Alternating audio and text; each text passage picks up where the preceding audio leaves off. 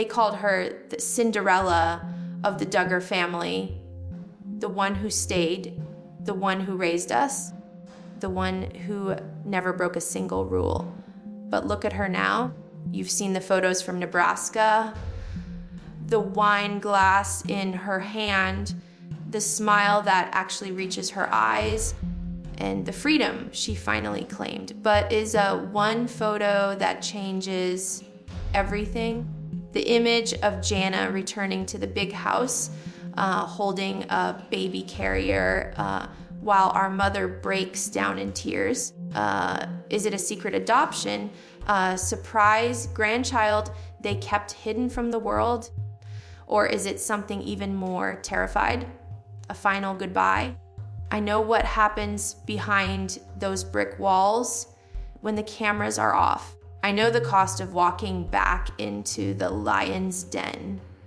And today I'm going to tell you the truth about Jana's return. This isn't just a family reunion. This is a confrontation between the daughter who woke up and the empires she is finally tearing down to understand what you are seeing in that thumbnail.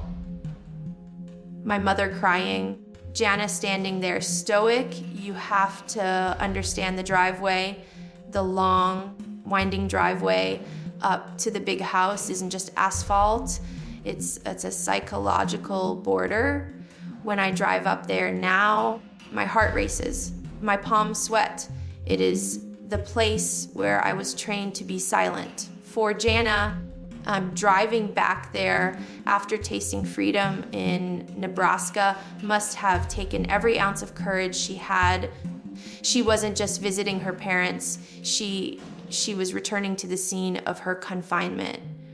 For 34 years, that house was her prison. She was the unpaid nanny, the emotional support animal for my mother, the manager of my father's chaos, walking back up those steps, holding a baby carrier that represents her new life, her own family, that is a declaration of war. She is walking in not as a daughter seeking approval, but as a grown woman demanding respect. Let's address the elephant in the room, or rather, the baby in the carrier. For years, our family treated children like trophies. Every pregnancy was a press release. Every birth was a ratings boost for the show. But Jana, she learned from my mistakes. She learned from Jinger's boundaries. If there is a baby in that carrier, whether biological or adopted, keeping it a secret from the public until this very moment is the ultimate power move. It tells Jim Bob Duggar, you do not own this child. You do not get to monetize this life. In our cult, grandchildren are seen as arrows in the patriarch's quiver. But Jana is keeping her arrow hidden. That baby represents a line in the sand. She is protecting that child from the very system that raised us. If she is bringing a child home, she isn't bringing them to be part of the brand. She is bringing them to meet their grandparents on her terms with the camera lens cap on. I look at the photo of my mother, Michelle, weeping in the driveway. To the outside world, it looks like a grandmother overcome with joy. But I know those tears, I have seen them 1,000 times. In the IBLP teachings, women are taught to use emotions as a tool. Tears are often used to manipulate, to pull you back in, to make you feel guilty for leaving. Are those tears of happiness? Maybe. But they are also tears of loss. Mm-hmm. Not the loss of a daughter, but the loss of control. Mom relies on Jana. For decades, Jana was the one who ran the house. Without her, the system crumbles. Seeing Jana return, looking healthy, looking modern, and holding a baby that Mom didn't get to announce to the world, being exposed, but that hurts the narrative. It's a realization that the golden child doesn't need her anymore. Those tears are the sound of a cord being cut. We need to talk about the other side of this story, the Nebraska side. The photo of Jana with a glass of wine. I remember the first time I drank alcohol, I felt like I was committing a crime. We were told that alcohol was the devil's juice, that it destroyed families. Seeing Jana, the most rule-abiding Duggar of them all, casually holding a glass of red wine, it sends a shockwave through the fundamentalist community. It isn't about the alcohol. It's about the autonomy. It means she has deconstructed the lie that holiness is about what you eat or drink. It means she and Stephen have sat down, opened their Bibles, and decided for themselves what is right. That glass of wine is a symbol that Jim Bob's rules no longer apply in her home. It is a middle finger to the legalism that stole our childhoods while mom is crying.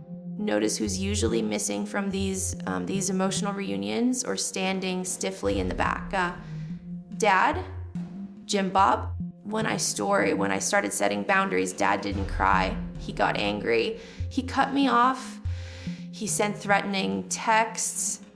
Worry for Jana in this moment. Returning to the big house with rebellious clothes and a secret life is a direct challenge to his authority. In his mind, he is the ruler of the kingdom. Jana leaving was a blow to his ego. Jana thriving without him is an insult. I guarantee you, behind the scenes of this reunion, there were lectures. There were attempts to guilt trip her. Why didn't you tell us sooner? Why are you wearing that? But the difference now is Jana has Stephen. She has a covering that isn't Dad. And that makes her dangerous to him. She can't be bullied into submission anymore. To understand why Jana wearing pants or speaking her mind is revolutionary, you have to understand the programming. We were raised under the IBLP teaching of keep sweet. It meant that no matter how tired, angry, or hurt you were, you had to smile. You had to have a countenance of joy. Jana was the master of this.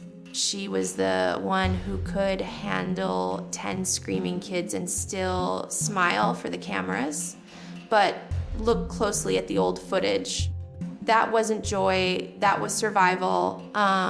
In Nebraska, the smile you see in her photos with Stephen isn't practiced. It's messy, it's real. She isn't performing for an audience of millions anymore. She is just living, breaking the keep sweet.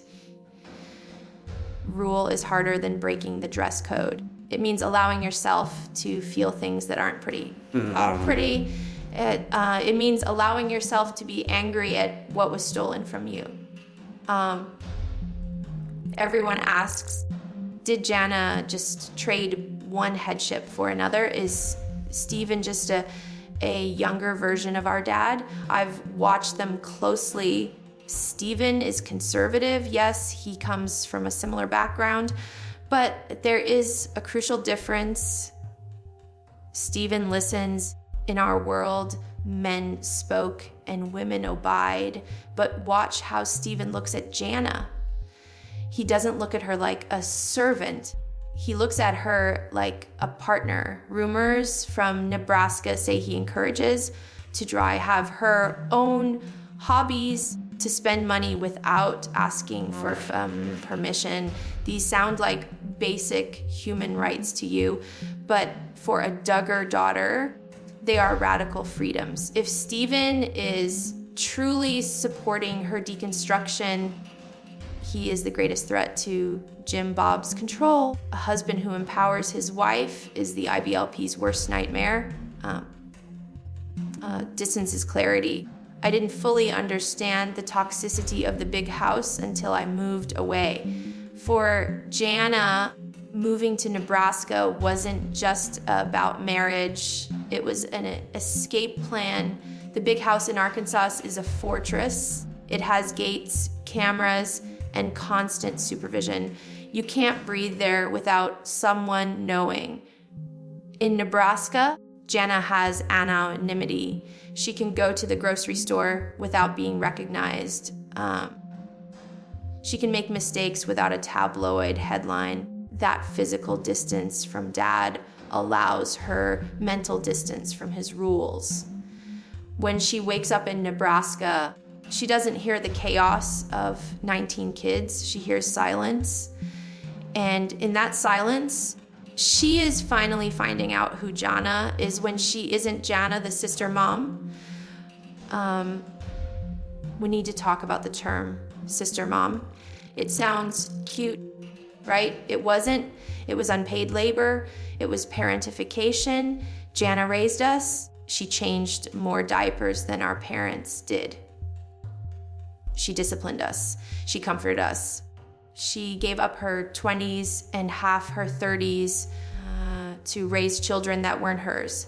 Now, if she has a child of her own or is planning to, she has to unlearn all of that. She has to learn how to be a mother, not a manager. She has to learn that love isn't about performance or perfection. I worry about her. The burnout she must feel, it's deep. But I also hope that holding her own baby, a baby she doesn't have to share with 18 siblings, will be the healing she deserves. This time, she gets to be the mom. Let's be real, people are obsessed with the pants. Jana is wearing jeans. Jana is wearing shorts. It seems superficial, but in our cult, clothing was morality.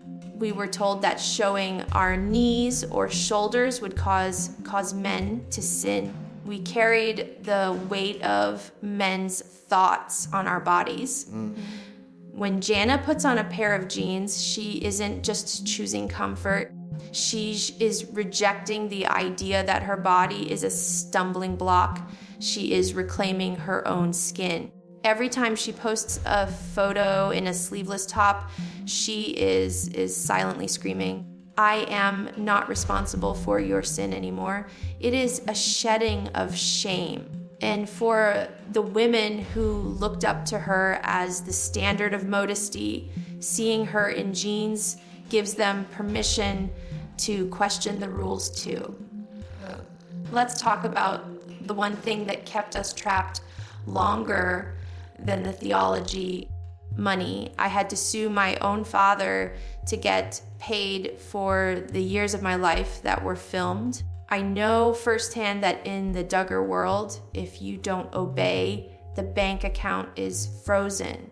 For years, people wondered why Jana stayed. Was it loyalty or was it financial fear? She didn't have a husband to provide and dad controlled the contracts. But look at her now. She's partnering with brands. She's showcasing her design skills. She is building her own platform. That YouTube channel, that's her independence. Every view, every sponsor is $1 that doesn't go through Jim Bob's hands. When a Duggar daughter makes her own money, she buys her own voice. And that terrifies the men in charge.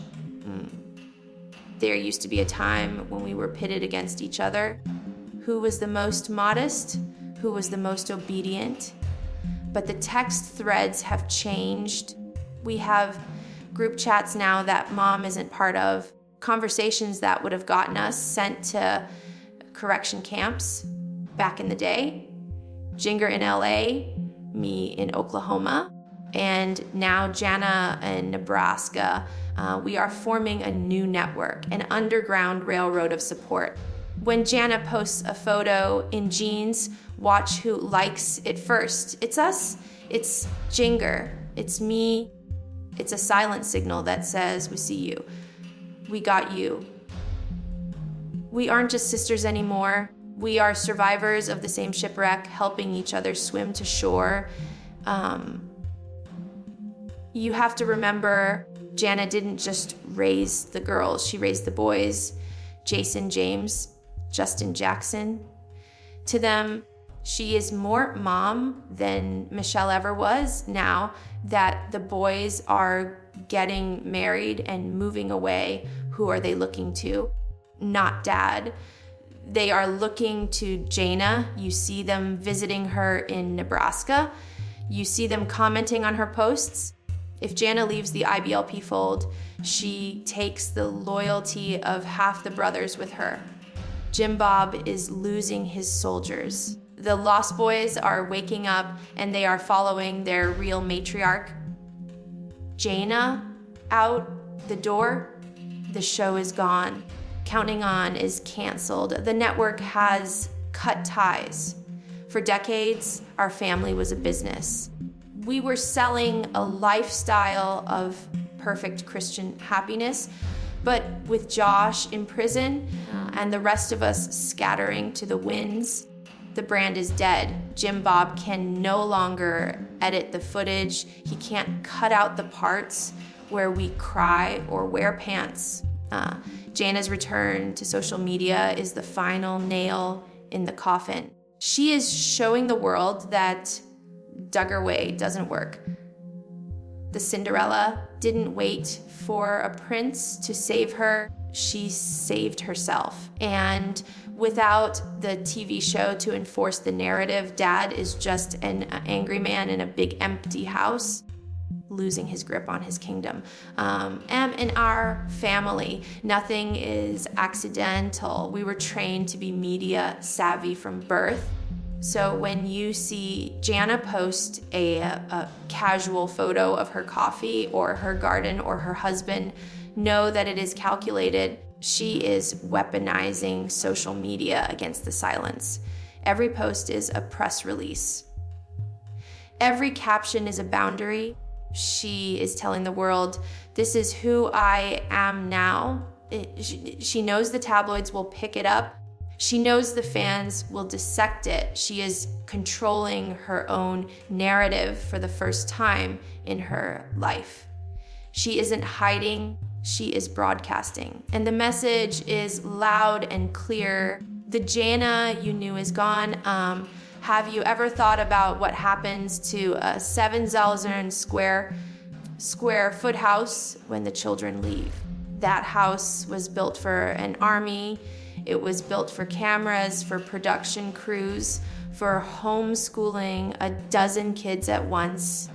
Now it's quiet. With Jana gone, the heartbeat of that house is gone. Mom and Dad are wandering through empty dormitory rooms. The warehouse pantry is just gathering dust. That house stands as a monument to a failed experiment. It was supposed to be the headquarters of a dynasty, but now it feels more like a museum of our trauma. Jana leaving wasn't just a move, it was the end of an era. The lights are still on, but nobody is home. I want to speak directly to you, the millions of people who watched us grow up. You saw the birthday parties, the courtship proposals, the weddings.